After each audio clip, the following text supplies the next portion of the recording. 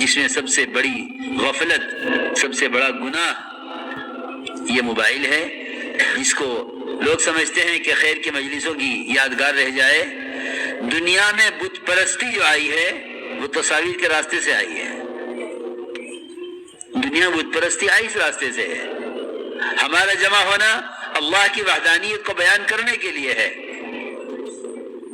اور ہمارا عمل یہ بتلا رہا ہے کہ ہمارا فعل، ہمارا عمل بت پرستی کی ابتدا کی طرف جا رہا ہے۔ میں کچھ ضروری عرض کر رہا ہوں، ہمارا جمع ہونا اللہ کی وحدانیت پر امت کو لانے کے لیے ہے، اور ہمارا عمل اس ماحول میں وہ بت پرستی کی ابتدا کے عمل کی طرف لے جا رہا ہے۔ بت پرستی شروع ہوئی ہے تصاویر سے شروع ہوئی ہے۔ اس زمانے میں لوگ اپنے مشائخ، اپنے علماء، اپنے پیر اور مربیوں کی تصاویر بنا کر رکھتے تھے یادگار کے لیے۔ یہ شیطان نے ان کو الہام کیا تھا کہ تم ان کی یادگار بنا کر رکھو۔ وہاں سے دنیا میں بت پرستی شروع ہوئی ہے۔ اس لیے میں آپ سب سے عرض کروں گا کہ خدا کے لیے اس گناہ سے اور تصاویر سے اپنے آپ کو بچاؤ۔ فرمایا جہنم میں سب سے سخت عذاب میں ہوگا وہ شخص جو کسی بھی آلے سے، کسی بھی ذریعے سے، موبائل ہو یا کیمرہ ہو، سب کا ایک ہی حکم ہے۔ یہ تو شیطان کے وسوسے ہیں لوگوں کے ذہنوں میں اور دلوں میں کہ یہ وہ حرام نہیں جو ویسا حرام وہ تھا، یہ حرام نہیں وہ حرام ہے۔ یہ شیطان کا وسوسہ ہے جس نے فحش اور باطل کو اور گناہوں کو عام کرنے کے لیے اچھے اچھے پڑھے لکھوں کو اس غلط فہمی میں ڈال دیا ہے کہ یہ حلال ہے یہ حرام ہے، کہ نہیں یہ بھی حرام ہے یہ بھی حرام ہے۔ حدیث میں آتا ہے کہ ایک زمانہ آئے گا کہ لوگ حرام کو حلال کرنے کی کوشش کریں گے، کہیں گے یہ حلال ہے یہ حرام ہے، حالانکہ دونوں حرام ہوں گے۔ اس لیے اس گناہ سے اپنے آپ کو بچاؤ، خاص طور سے وہ مجلس جس میں اپنے آپ کو بدلنے کے لیے، تربیت کے لیے، عملی دین دنیا میں قائم کرنے کے لیے جمع ہوئے ہوں، اس مجلس میں یہ غفلت کی چیز، اور پھر اتنا ہی نہیں اس کا حرام میں استعمال۔ صحیح روایت ہے اشد الناس عذاب یوم القیامت المصورون، سب سے سخت عذاب جہنم میں تصویر لینے والوں کو دیا جائے گا، سب سے سخت عذاب۔ اللہ اکبر۔ اگر جبرائیل آپ کے پاس آ نہیں سکتے گھر میں تصویر ہونے کی وجہ سے، تو ہمیں کیوں امید ہے کہ رحمت کے فرشتے ہمارے ساتھ ہوں؟ ان مجلسوں کو رحمت کے فرشتے اپنے بھروسہ آسمان تک گھیریں، کیسے امید کی جا سکتی ہے جب جبرائیل جن کا آنا انتہائی ضروری ہے اللہ کی طرف سے پیغام پہنچانے کے لیے، وحی پہنچانے کے لیے جبرائیل کا آنا تو انتہائی ضروری چیز ہے، لیکن یہ فرمایا جبرائیل علیہ السلام نے حضور اکرم صلی اللہ علیہ وسلم سے کہ ہم اس گھر میں داخل نہیں ہوتے جس گھر میں تصویر ہوتی ہے۔ ہم اس گھر میں داخل نہیں ہوتے ہیں۔ میرے گھر میں تو کہیں تصویر نہیں ہے، میرے گھر میں کہاں تصویر ہے؟ کہ نہیں، آپ کے گھر میں تصویر ہے، ہم اس گھر میں داخل نہیں ہوتے، اس گھر میں تصویر ہوتی ہے۔ حضور اکرم صلی اللہ علیہ وسلم نے دیکھا گھر کے پردے پر گھوڑے کی تصویریں بنی ہوئی تھی، گھر کے پردے پر گھوڑے کی تصویر، وہ بھی انسان کی نہیں، گھوڑے کی تصویر تھی۔ جبرائیل داخل نہیں ہوئے۔ تو میں دوستو عزیزو تھوڑا سا عقل کو استعمال کرو، ذرا ہدایت اور دین کی طرف آؤ، اور یہ سوچو کہ وہ کون کون سے گناہ ہیں کام کرنے والوں کے، دینداروں کے، جو امت کو خیر کی طرف رہبری کرنے والے اور امت کو گناہوں سے بچا کر جنت کی طرف لانے والے، ان کے اپنے گناہ کیا ہیں۔ اس لیے میں عرض کر رہا کہ یہ اس زمانے میں دین کے مجلسوں میں یہ بیماری عام ہو گئی ہے، مدارس ہوں یا مکاتب ہوں یا دینی شعبے ہوں یا دعوت و تبلیغ ہو، کوئی مجلس اس خبیث اور اس حرام عادے سے خالی نہیں ہے، اور لوگ اسے کمال سمجھتے ہیں، لوگ اسے کمال سمجھتے ہیں۔ حالانکہ بعض گناہ ایسے ہوتے ہیں کہ ان سے بڑی بڑی خیروں سے آدمی محروم کر دیا جاتا ہے۔ ایک صحابی احد کے میدان میں شہید کیے گئے، ایک صحابی احد کے میدان میں شہید کیے گئے، وہاں سے ان کے جنازے کو اٹھا کر ان کے گھر پہنچایا گیا۔ حضور اکرم صلی اللہ علیہ وسلم ان کے گھر والوں کی تسلی کے لیے تشریف لے گئے۔ ان کے گھر میں جنازہ رکھا ہوا تھا۔ ان کی والدہ نے ان کے چہرے سے مٹی پہنچتے ہوئے کہا، میرے بیٹے تمہیں جنت مبارک ہو۔ اور جنتی ہونے میں کیا شک ہے، صحابی ہیں، احد کے میدان میں شہید کیے گئے۔ آپ نے فرمایا تمہیں اس کو جنتی کیسے کہہ دیا؟ تم نے اس کو جنتی کیسے کہہ دیا؟ تمہیں کیا معلوم کہ اس نے اللہ کے راستے میں نکل کر کوئی لایانی بات کی ہو؟ سوچو تو صحیح، ہمارے اجتماعات یہ بالکل صحابہ کرام کے غزوات پر جمع ہونے کی مثال ہے۔ حضور اکرم صلی اللہ علیہ وسلم نے اپنی امت کو میدان میں اس لیے اتارا تھا تاکہ یہ اپنی عملی دعوت سے امت کو دین کی طرف لائیں، اصل مقصد یہ تھا۔ لیکن وہاں آپ نے یہ فرمایا، شہید ہونے والے صحابی کہ ابھی شہید کے خون کا قطرہ زمین تک پہنچتا نہیں ہے کہ اس کی مغفرت کر دی جاتی ہے۔ اور آپ یہ فرما رہے ان کی والدہ سے کہ تمہیں اس کو جنتی کیسے کہہ دیا؟ تمہیں کیا معلوم کہ اس نے کوئی لایانی بات کی ہو؟ اسے اندازہ کیا جاوے کہ احد کے میدان میں شہید ہونے والے صحابی کو لایانی بات کرنے پر، یہاں اس حرام فعل کے کرنے پر بھی لوگ غافل اور مطمئن ہیں۔ اس لیے میں نے عرض کیا کہ پورے اجتماع میں اس کا خیال رکھا جائے، اور یہ کوئی کمال نہیں ہے کہ تصویریں لے کر پھیلا دی جائیں اور کہ یہ اجتماع ہوا ہے، یہ کچھ نہیں ہے۔ اجتماع ہونا اللہ تعالیٰ کی اطاعت اور اتباع سنت کی بنیاد پر ہے، اجتماع کا ہونا گناہوں کے لیے نہیں ہے۔ اس لیے اپنے آپ کو اس سے بچایا جائے۔ میرے دوستو، بزرگ عزیزو، جتنا بھی فساد ہے دنیا میں، اس فساد کا تعلق براہ راست مومن کے بدن سے نکلنے والے اعمال سے ہے۔ اللہ نے صاف فرما دیا، ظہر الفساد فی البر والبحر بما کسبت ایدی الناس، کہ جتنا بھی فساد ہے بر و بحر میں، اس سب کا تعلق براہ راست مومن کے بدن سے نکلنے والے اعمال سے ہے۔ نظام کائنات سے کائنات کی تغیرات کا کوئی تعلق نہیں ہے، نظام کائنات سے کائنات کی تغیرات کا کوئی تعلق نہیں ہے، بلکہ نظام کائنات کے تغیرات کا تعلق براہ راست مومن کے بدن سے نکلنے والے اعمال سے ہے۔ جو لوگ اپنے حالات کو مقدمات کے، قرضوں کے، بیماریوں کے، کاروبار کے نہ چلنے کے، مختلف قسم کی ان کی شریعت میں مختلف قسم کی رکاوٹوں کے آنے کے، ان تمام حالات کو جو لوگ کائنات کے نقشوں کی طرف، یا مزید عرض کر دوں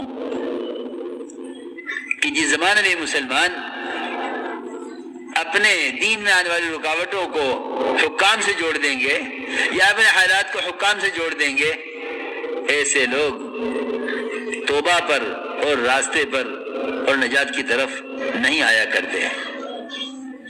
اللہ رب العزت حالات لاتے ہیں سمجھانے کے لیے، حالات لاتے ہیں رخ پھیرنے کے لیے، حالات لاتے ہیں رخ پھیرنے کے لیے۔ اللہ تعالیٰ کا، لوگ کہتے ہیں حالات ہیں، حالات اللہ کا فضل ہیں، حالات اللہ کا فضل ہیں، اللہ کا مومن کے ساتھ بڑا فضل ہے، کہ اگر یہ کاروبار میں حرام کی طرف جائے تو اللہ رکاوٹ پیدا کرتے ہیں، اگر یہ معاشرے میں حرام کی طرف جائے اللہ رکاوٹ پیدا کرتے ہیں، اگر یہ حکومت میں اور عہدے میں اور منصب میں ظلم کی طرف جائے تو اللہ رکاوٹ پیدا کرتے ہیں۔ لیکن سب سے بنیادی بات یہ ہے کہ ان رکاوٹوں سے اللہ کی طرف آنے والے وہ لوگ ہوتے ہیں جن کے دلوں میں ایمان ہوتا ہے، جن کے دلوں میں ایمان ہوتا ہے وہ ان رکاوٹوں سے توبہ پر آ جاتے ہیں۔ جن کے دلوں میں ایمان نہیں ہوتا وہ ان رکاوٹوں سے سبق کوئی نہیں لیتے، بلکہ وہ ان حالات کو اپنے اسباب سے جوڑ دیتے ہیں۔ یہی وجہ ہے کہ لوگ جتنی پریشانیوں کی طرف جاتے ہیں وہ اتنے اسباب کی طرف جاتے ہیں، یہاں تک کہ ان کو ان کی پریشانیاں حرام اسباب کی طرف لے جاتی ہیں، ان کو ان کی پریشانیاں حرام اسباب کی طرف لے جاتی ہیں کہ اب کیا کر سکتے ہیں، سوائے کوئی راستہ نہیں ہے کہ ان کو ان کی پریشانیاں حرام اسباب کی طرف لے جاتی ہیں۔ میرے دوستو، بزرگو، عزیزو، حالات عالم کا اسباب سے، حکام سے کوئی تعلق نہیں ہے۔ حالات عالم کا تعلق براہ راست مومن کے عمل سے ہے۔ اس لیے فرمایا کہ سب سے بنیادی چیز وہ ایمان ہے، اس لیے کہ ایمان کے بغیر دل کی آنکھ نہیں کھلتی، ایمان کے بغیر دل کی آنکھ نہیں کھلتی۔ فرعون پر جو بھی حالات آئے اس نے اپنے ہر حال کا مقابلہ حال سے کیا، ہر حال کا مقابلہ حال سے کیا۔ انبیاء علیہ السلام نے آ کر یہ سمجھایا کہ تیرے حالات کا تعلق تیرے حال سے نہیں ہے، تیرے حال کا تعلق تیرے اعمال سے ہے۔ تو یہ سب سے بنیادی بات ہے کہ ایمان کے بغیر مومن عبرت نہیں لے سکتا، ایمان کے بغیر مومن عبرت نہیں لے سکتا۔ اسی لیے فرمایا کہ اللہ کو نہ جاننے والوں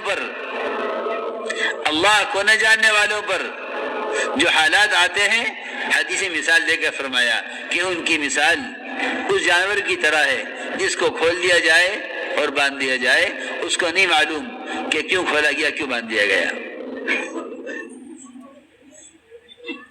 جی ہاں، اللہ کو نہ ماننے والے جو اللہ کو نہیں جانتے ہیں، ان پر آنے والے حالات کی مثال بہت اچھی مثال دی ہے حدیث میں کہ ان پر آنے والے حالات کی مثال ایسی ہے کہ جانور کو باندھ دیا جائے اور کھول دیا جائے تو جانور نہیں جانتا کہ اسے کیوں باندھا گیا، کیوں کھول دیا گیا۔ اور آپ حضرات جانتے ہیں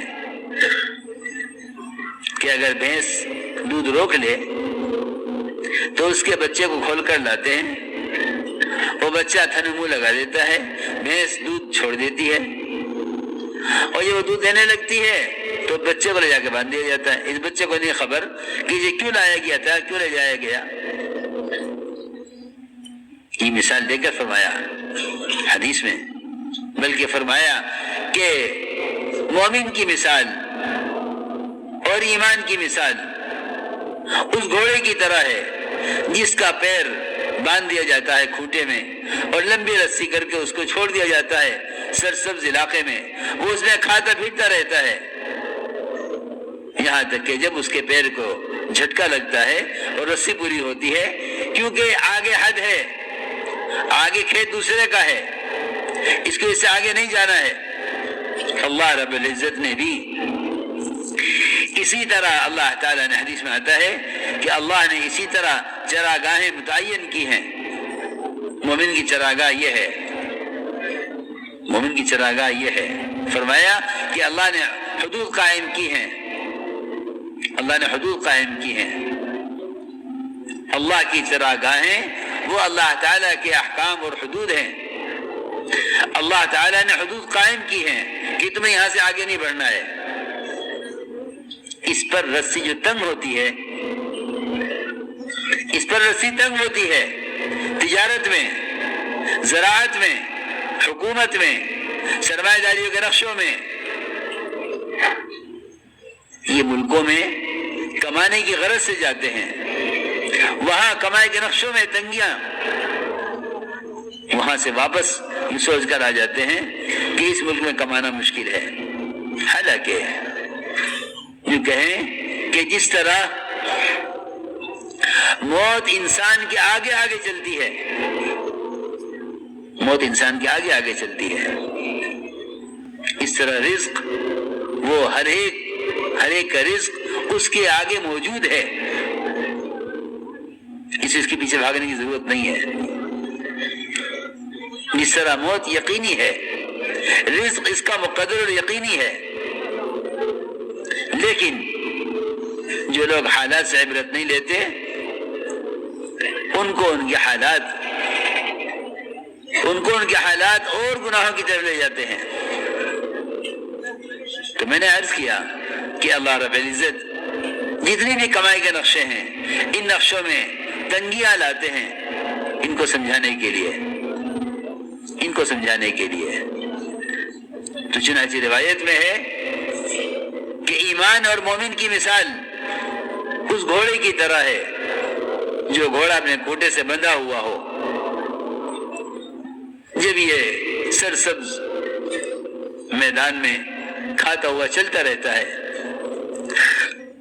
تو ہر گھوڑے کا مزاج یہ ہے کہ جھٹکا لگتے ہی، رسی پوری ہوتے ہی یہ کھوٹے پر واپس آ جاتا ہے کہ اپنے کھوٹے کے پاس واپس آ جائے۔ یہ ہر گھوڑے کا مزاج ہے۔ آپ دیکھیں گے کہ جب گھوڑے کے پاؤں میں کی رسی پوری ہو جاتی ہے تو وہ کھوٹے پر واپس آ جاتا ہے۔ حدیث میں یہ مثال دے کر فرمایا یحول ثم یرجع الی عاقیتہ، کہ میدان میں گھومتا رہتا ہے اور جب رسی پوری ہوتی ہے تو پلٹ کر کھوٹے پر آ جاتا ہے۔ لیکن میرے دوستوں، بزرگوں، عزیزوں، اس زمانے میں مسلمان جن حالات سے بھی گزرتا ہے ان حالات سے عبرت نہ لے کر راستے کی طرف نہیں آتا۔ اس لیے فرمایا کہ حالات عالم کا تعلق کائنات کے نقشوں سے نہیں ہے، حالات عالم کا تعلق براہ راست مومن کے بدن سے نکلنے والے اعمال سے ہے۔ ایک صحابی کی نظر پڑی ایک عورت پر، ابھی میں نے عرض کیا کہ معاملات میں تنبیہ کرتے ہیں، تجارت میں نقصان لا کر، معاشرے میں تنبیہ کرتے ہیں، معاشرے کی لائن کے حکم کے ٹوٹنے پر۔ تو جیسے نظر پڑی اس عورت پر، ادھر صحابی کا سر دیوار سے ٹکرا گیا، سیدھا آپ میں حاضر ہوئے، آ کے عرض کیا کہ یا رسول اللہ، میری نظر پڑی ایک لڑکی پر۔ اس نے فوراً کہا کہ نہیں، اسلام آ گیا ہے، میری طرف مت دیکھو۔ ابھی میں دیکھ ہی رہا تھا اس کی طرف کہ میرا سر دیوار سے ٹکرا گیا، یہ کیا ہوا؟ میں اور آپ اس پر غور کریں کہ ایک صغیرہ گناہ، چھوٹا گناہ، ایک چھوٹا گناہ، صرف اتنا کہ لڑکی کو دیکھ لیا، اس پر اللہ رب العزت کی طرف سے فوراً تنبیہ ہوئی کہ اس وقت تمہارا سر دیوار سے جو لگا ہے یہ کوئی اتفاقی طور پر نہیں ہو گیا۔ میں کچھ ضروری بات عرض کر رہا ہوں، ہماری جو آنکھ نہیں کھل رہی ہے، اس کی اصل وجہ یہ ہے کہ بڑی سے بڑی بات پیش آ جاتی ہے، کہتے ہیں کہ یہ تو اتفاق سے ہو گیا، دنیا میں تو یہ ہوتا ہی ہے، دنیا میں تو ہوا کرتا ہے، اتفاق سے ہو گیا، ایسا ہونا تو نہیں تھا مگر اتفاق سے ہو گیا، ایسا ہونا تو نہیں تھا مگر اتفاق سے ہو گیا۔ سنو، مجھے ایسا فرماتے تھے اتفاق سے ہونا ہی دہریت ہے، اتفاق سے کچھ نہیں ہوتا، اتفاق سے ہونا ہی دہریت ہے، اتفاق سے کچھ نہیں ہوتا، جو کچھ ہوتا ہے اللہ کے کرنے سے ہوگا اور تیرے عمل پر ہوگا۔ ما اصابک من سیئۃ فمن نفسک، کہ تیرے حالات کے بگاڑ کا سدھار کا تعلق باہر کی شکلوں سے نہیں ہے۔ تو لوگ یہ کہہ کر گزر جاتے ہیں کہ دنیا میں تو حالات آیا کرتے ہیں، اچھے برے نہیں۔ ایک لڑکی کی طرف نظر پڑی اور دیوار سے سر ٹکرایا، آ کے عرض کیا، آپ نے فرمایا اللہ تعالیٰ کا یہ معاملہ ہے مومن کے ساتھ کہ جب اس سے کوئی گناہ ہوگا تو اللہ تعالیٰ فوراً دکھلا دیں گے کہ تجھ سے یہ گناہ ہوا ہے۔